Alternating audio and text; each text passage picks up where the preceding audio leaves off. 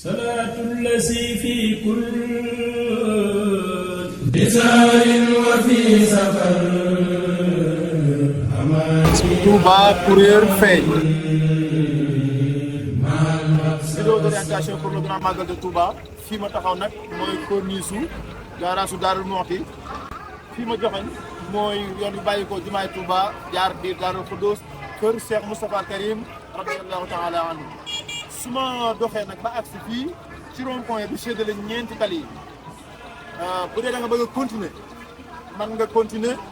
jëm Darou Mouhty waaye ci kaw yoon bi am na ay arrêt yu fi nekk magasin Baye Dame kër Sëñ Sidi Muxtaar am na it tali boo xam ni jàdd na à droite sa loxo ndeyjoor jëm fi jaar dem aslan soxna May waaye boo bëggee dem Xaymaya man nga jaar foofu dem Xaymaya ba tey ci tali boo jaar à droite ci kaw yoon bi nga continuer nag jëm hôpitalu Seexul Xadim ba tey continuer jëm Darou Mouhty bu ma wàññi ko waatee ba taxawaat ci rond point bi jóge jumaay Touba bi ma agsee ba ci rond point bi à droite fii mën nga fi jaar dem rond point ancien gare su Dakar waaye ci kaw yoon bi moo wax la ñu ne corniche su Belal mi ngi fi corniche su Guédé mi ngi fi corniche su Daara Jolof corniche su Modou Bousso Dieng intersection Kër Baylat intersection Yom Dar Rahman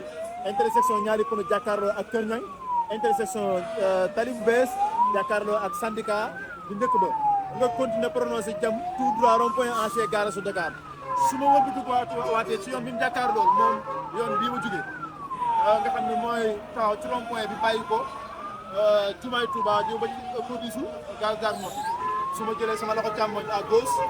damay am corniche su Madiana bu la neexee mën nga fa jàdd à droite jëm Jannatul Mahwa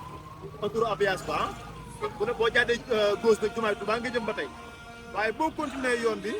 da ngay jëm rond point ancien gare su Dakar directement waaye yaa ngi jaar ci seen forom kon maa ngi fii ci rond point corniche su gare su Darou Mouhty ci rond point bi